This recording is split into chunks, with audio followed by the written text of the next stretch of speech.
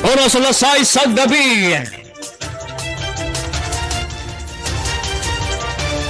May maayong kamaus mayong gabi kayong tanan. Niya karoon ang ato mga balita. Alas 6 sa gabi. Sa ato mga headlines, sa ato mga balita.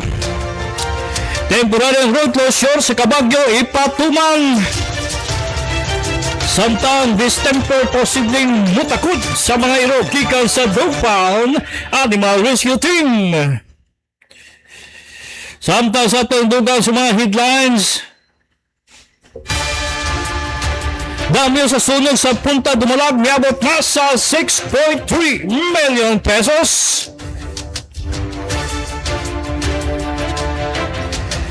Mayor Baste Duterte, UE Ambassador, nag-isgot sa dugang proyekto sa siyudad sa Davao. 18 anyos nga dalaga gidong patay sa Samal.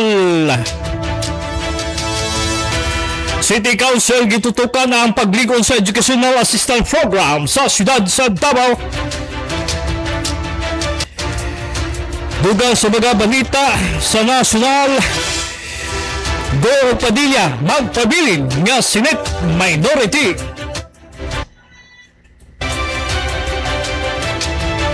Samtang sa ato ang provincial news, gisunog mo sa Mako, Davao de Oro, damyos nini mikabat sa dulan sa kamilyon.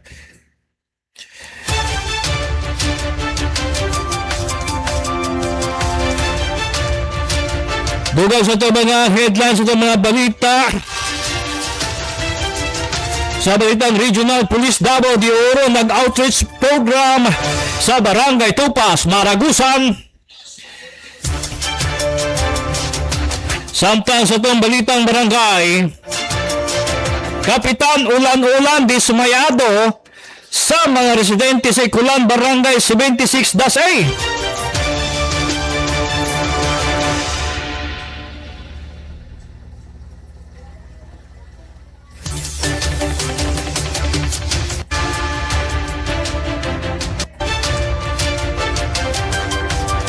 Dugang sa ito mga balitang barangay,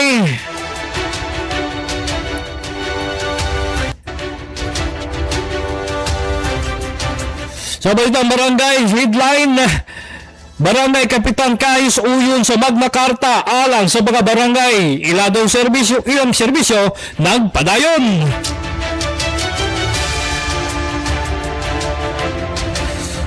Dugang sa balitang barangay, Barangay Tawan-Tawan, nagpadayon ang ilang kalambuan uban sa ilang barangay opisyal.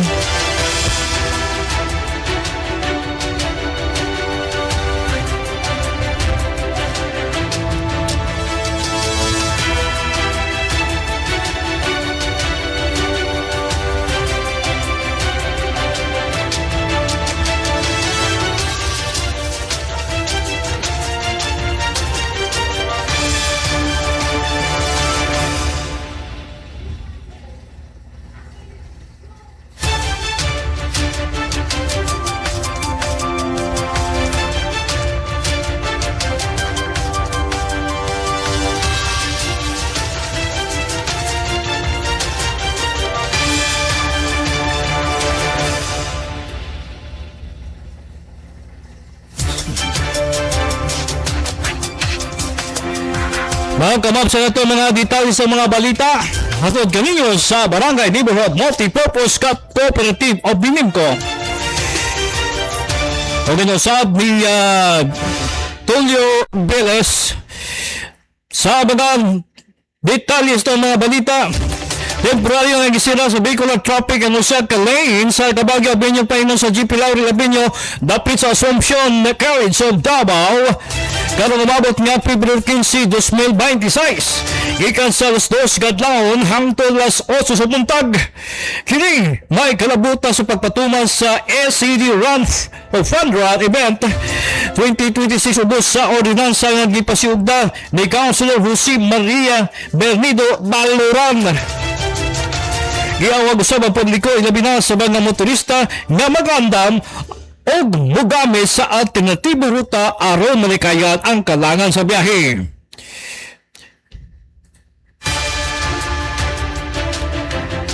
Dugang sa ito nga balita nga lokal, nagpaymano na ang Animal Rescue Rehabilitation Fostering sa Davao Incorporated sa mga pet owner nga mahimo na sa o mahitungod sa risgo sa distemper nga posibleng mutakod sa mga iro nga nakuha gikan sa dog pound, ilabi na sa kundi dayon na mga tambalan o malimpiwan ang hustong bagay.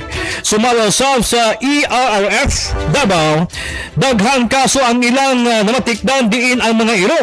Nag-claim sa ilang tag-iyang na nagkasakit human madala sa balay tungod sa exposure sa virus sunod sa kennels. Girekomenda sa grupo ang pagdigo dayon sa iro o pag-cat lobe aron di mapalikon ang resistensya batok sa mga distemper. Inay nga diretso sa mabakuna kung posible na ang mga exposed nini. Gidasig sa ERFF Davao ang hukal na otoridad o mga pet owners nga magtinabangay sa pagpangayo og sitwasyon sa dog pound, ilabi na sa makalimpyo sa kennels aron malikayan ang pagpalapad sa makatakod nga sakit.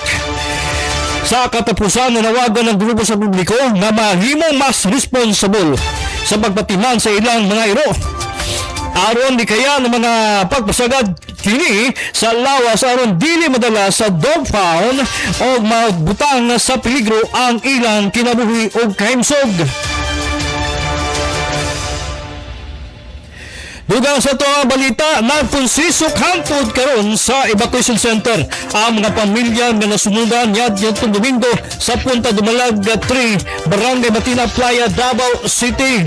Sa kadako sa kapaspas sa kalayo na Milamoy sa Kabalayan, tanan halos walay nasalba rin na mga gamit o kabtangan.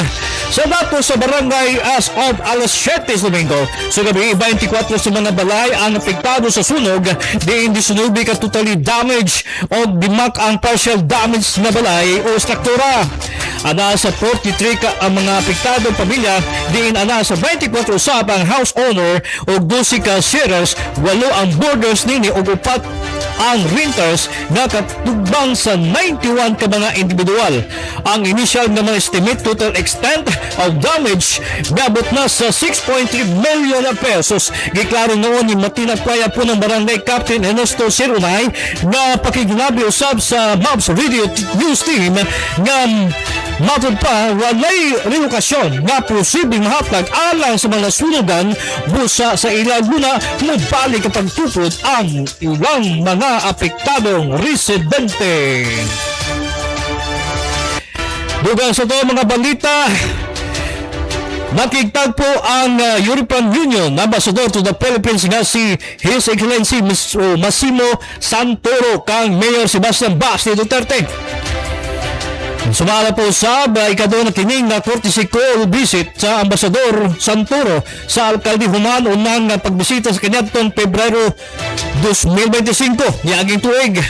Sumala sa City Hall, gitutukan sa ilang panagkita ang pagpalikon sa relasyon tali sa European Union o sa siyudad sa Davao lakip na pag-isgot sa dugang mga programa o kooperasyon na makatabang sa kalambuan sa dakbayan. Gilauman na mapadayon ang maayong panagkambayunay sa duha ka partido alang sa nakadayang proyekto sa umaabot. Samtang patay ang usa ka alias Noren 18 anyos nga dalaga human nga dunggaba sa iya kalalis nga si alias Alma 57 anyos minyo taga Purok 1 Barangay Bilita Babak nga District Island Garden City of Samal. Alas 7:45 kagahapon sa buntag sa investigasyon sa Igacos PNP base sa pagsaysay sa isuon sa biktima nga si Sakol 23 anyos nga naggalis sumala pa ang duha diin ato sa ilang padagalis. Armado sumala pa sa kitchen knife ang suspect dahil gitungdag sa biktima. Gisulayan pa dala sa dalaga sa Davao del Norte Samal Hospital Zone apan gideklarar kini nga dead on arrival sa doktor. Dayon gisaka ng personahe sa Babak Substation ang o hot pursuit operation na may resulta sa pagpasikop sa suspect. Balhog sa Igacos Police Station ang suspect aron tubangon ang kasong ipasaka bato kaniya samtang gilubong sa Rosab. Dayon ng biktima kung Hawk Cemetery sa Barangay Libuak, Babak District, Island Garden City of Samal, subay sa ilang tradisyon sa Muslim. Dugang sa balitang lokal, gisugyot ni Councilor Antoinette Principe ang usap ka ordinansa aron paligunon ng himong mas organisado na educational benefits sa system unit. Ang ngayon pa na estudyante nga matod pa nga sumala pa di konsihal tungong sa strengthen 2025 Educational Assistance Program nga masiguro na walay estudyante nga mapugnan sa pag-eskwela tungod sa kakulang sa kwarta. Samtang paligunon usab ang transparency o hustong pagdumala sa pundo. Gilaunan sa pinagi sa programa mas daghan pa ang kabatanunan ang makapadayon sa ilang basic education college sa technical vocational training. Sa ato nga balita ng nasyonal, gibarugan nila ni Senador Bongo o Robin Padilla nga magpabilin sila ang Senate Minority Block luyo sa report nga pipila ka senador matod pa ang mailhan o bamalhin na sa Minority Block ay natapos ang session sa Senado. Gipakita na guna o duha ka senador ang signature first bump ni Duterte. Samtang nagunit sa mga papel nga dunay nakasulat nga Duterte Block kami, kayo na lahat sumama. Mao kining gibutya usab sa Facebook page ni Senator Bongo nga kini mao ang Solid Duterte Block kami, kahit tatlo na lang kami maiwan. Sa ato na balitang probinsyal, bitudlong electrical circuit ang hinungdan sa pagkasunog sa safe house sa barangay o mga trabante sa usa ka plastic company sa Maco, Davao de Oro pasados 2 kagahapon sa hapon. Sa pagiginabi usab sa MOBS Radio TV News Team sa Davao Bureau of Fire Protection, Maco gibutyag na mikabat na sa 840,000 pesos ang damyos sa maong sunog na dali lang na daw tungod na damalang sa right materials ang maong pasilidad. Gideklara nga fire out ang maong sunog alas 3 sa hapon o walay natalang na angol o casualty. May mangno na lamang sa mga kabumbiruan nga magkanunayong subayod ang mga linya sa kuryente aron malikayan ang disgrasya.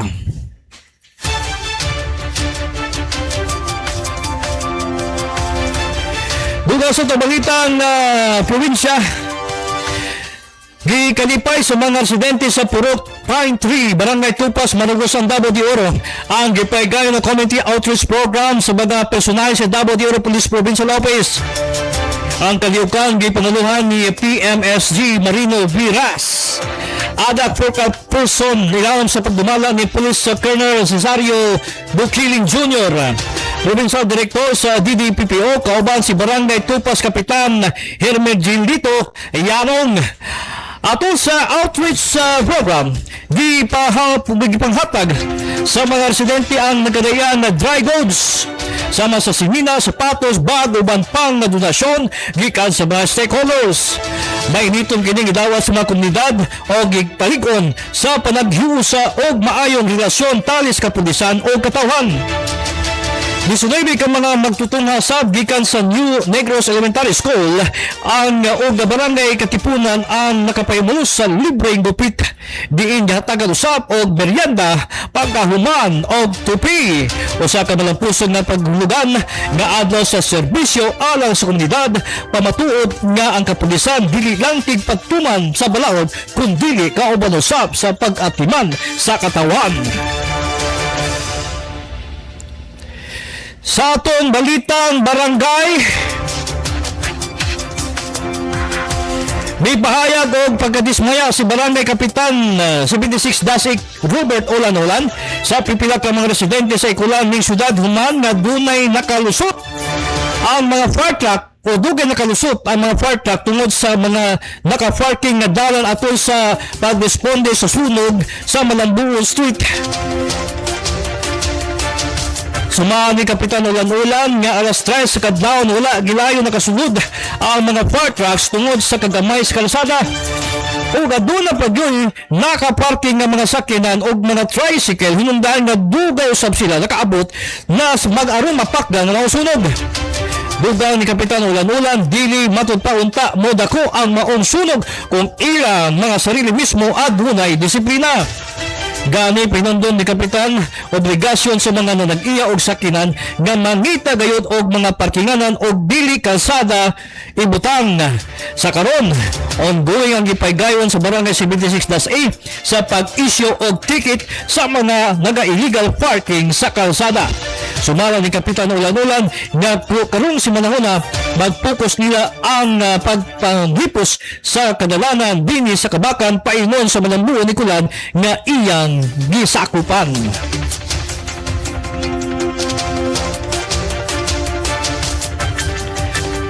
Dugang sa toong balitang barangay, gikabutyag ni Barangay Kapitan Ricardo Nonoy Geran sa Barangay Tawatawan na padayon ang pagbunsat o patuman sa mga programa proyekto sa mapagpurok sa ilang lugar.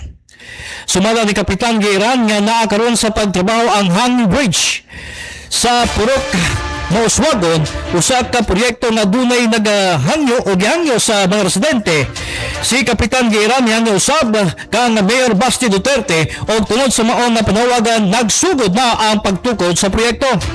Padayon usab ang road graveling project sa mga sulod nga dapit sa barangay gilikayan sa mga residente sa serbisyo o gikalipay sa mga residente ang serbisyo naghihatag sa mga opisyal nga naghatag og pagtagad sa mga problema sa infrastruktura. Samtang ang National Tax Allotment o NTA sa Barangay Tawan-Tawan moabot na sa 10.4 million pesos apan kulang pa kini aron matuman tanang ilang plano alang sa mga programa o proyekto. Bisan panini naningkamot si Kapitan Geran aron makakuha og upang og dugang pang mga pundo gikan sa nasudnon na lokal na gobyerno sa Dakbayan sa Davao. Dugang sa Kapitan bukas siya ang iyang mga kagawad kung adunay mangandoy nga moapil magpapili isip Kapitan sumabot na barangay og Sangguniang Kabataan eleksyon 2026. Wala niya pugnan ang ilang katungod sa pagpili sa unang posisyon ang ilang gustong itunong.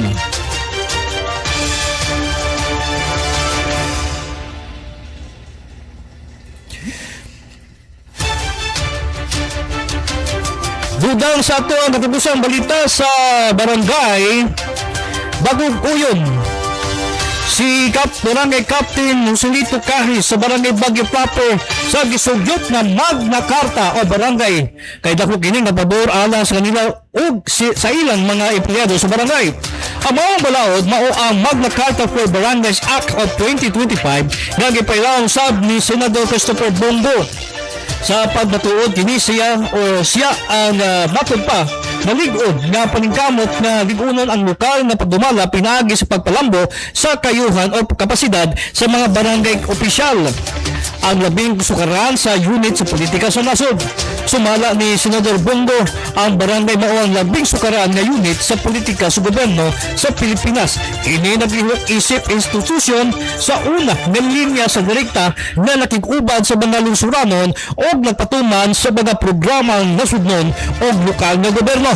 Sa grassroots level matod pa kiniusa ang mauy hinungdan nga plataporma diin gipahayag ang tinagsa na tingog sa komunidad. Ningon si Do sa kasayuran sa nagsaysay sa balaod. Gipasiugda sa senador na bisan pa sa ilang na mahimong walay natahas daghan mga barangay na pabiling na kulang pundo. Samtang ang mga opisyal kanunay nga grabe ang trabaho apan gamay ra ang sweldo. Sa laing bahin, padayon ang mga tinungan ni Kapitan Kahis pinagi sa iyang walay puas na serbisyo sa komunidad. Siya mismo ang nanguna sa paghimo pagpatuman sa mga programa proyekto sa ilang barangay. Sa barangay Bagyo Proper, Isa sa iyang prioridad mao ang pagpanalipod sa mga babae o bata gumikan sa kakulangon sa edukasyon alang sa mga ginikanan o ilang mga anak.